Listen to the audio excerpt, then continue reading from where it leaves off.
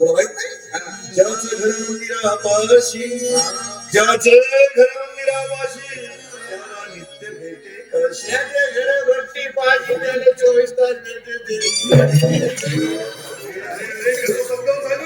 तुला लक्षात येत नाही ज्याने रामस्मरण नाही केला त्याचा जन्म वाया गेला देशी नाही प्याला तो किडे लागून आणि सगळं माझ्या या एवढ्या चांगल्या अध्यात्माचा तू विडंबन करतोस. अरे बरोबर आहे ना, तुमची काही चूक घेतला ना.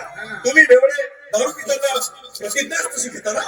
म्हणता कसे भारत माझा देश आहे, भारत माझा देश आहे. सारा डोळगे पितळी माझ्या मला दारूवर विशेष प्रेम आहे.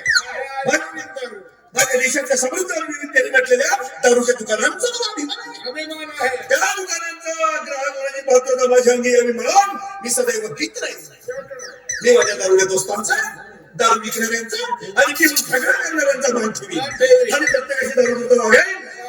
माझा देश माझ्या देशातील दारू माझे सौके सर्वांनी पिल्याने होता आहे रे आणि पिलेच पाहिजे अशी प्रतिज्ञा घेता आणि अटक वेगळे बघता.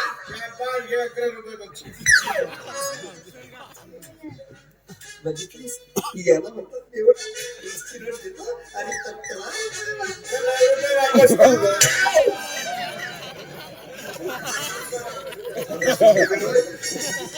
ठीक आहे बघा तुझे 9 रुपये मी तुला नक्कीच परत करणार. पण कधी कधी ज्या वेळेस तू माझ्या कीर्तनामध्ये बसशील तुला भक्ती मार्गाचा ध्यास लागेल तेव्हाच हे तुला तुझे 9 रुपये परत करणार. एक काम कर ही प्रतिज्ञा जाऊन गावागावात सांग 9 रुपये तूच ठेव. संपूर्ण गावाला मला बेवडा बनवायचं सांगता मी तुला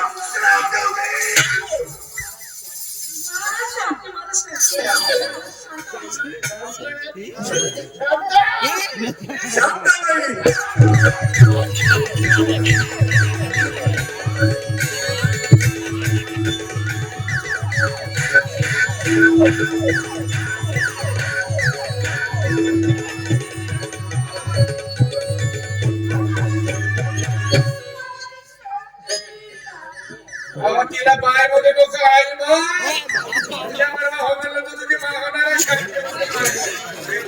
तिला त्या शांतीबद्दल बोलायचं होतं. तिला मनाच्या शांतीबद्दल म्हणायचं होतं. आता माझ्या मनाने काय आता ते शांती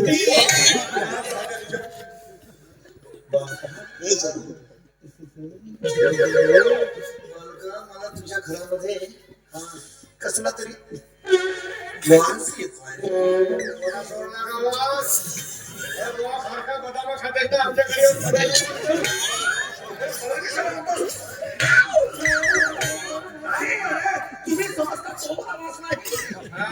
वास म्हणजे तुझ्या घरामध्ये मला राहू आणि केतूचा संचार दिसतो आहे. हा राहुल्यानं केतक्या आमच्या घरात दिसला. अरे तो राहुल्या केतक्या नाही म्हणत नाही. राहू केतू म्हणजे घरामध्ये असो. माझ्या घराला खोप नाही आहे. अरे तो खोप नाही रे. खोप म्हणजे घरावरील संकट जसं आगे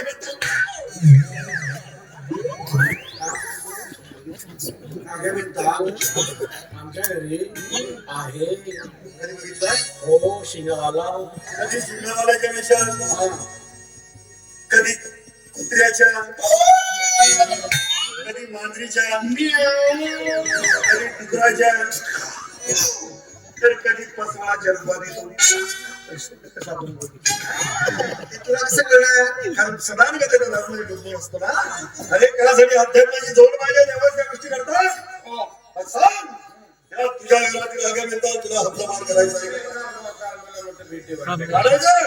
ठीक आहे बघा त्या आगाबद्दल तुला या घराला हप्तामान करायचं असेल तर तुला माझ्या एका प्रश्नाचं उत्तर द्यावं लागेल.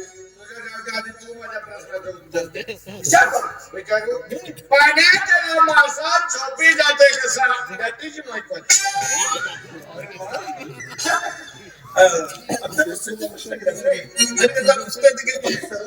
सोपा जेव्हा त्याला मी विचार करतो मला ना सुटला तुला सोपा तुला कसं घडणार बसतो नको त्यामुळे तुझी बुद्धी काही चालत नाही आणि त्याचं उत्तर तुला मिळत नाही.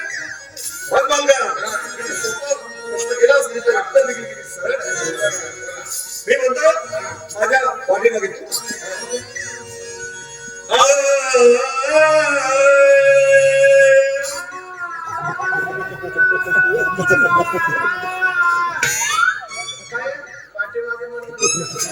अरे ती माझ्यानंतर तू वाच. मला वाटलं पोटीला म्हणून. तुझ्या घरातून तुला आवेदन करायचं आहे की नाही?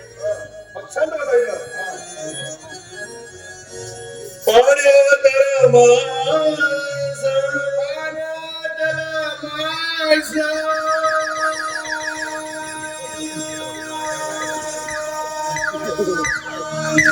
पाण्यातला मासा, अरे किती मधुर आहे तुझा सूर. काय तुझा आवाज, काय तुझ्या आवाजातील गोडवा. अरे साक्षात तुझ्या गळ्यामध्ये सरस्वती बसलेली आहे. नाही माझ्याकडे ते पण बुवा घेऊन गेलो ते. अरे ती साक्षीची बाई नाही, सरस्वती म्हणजे विद्येची देवता. विद्या म्हणून करते लहान पोरगी.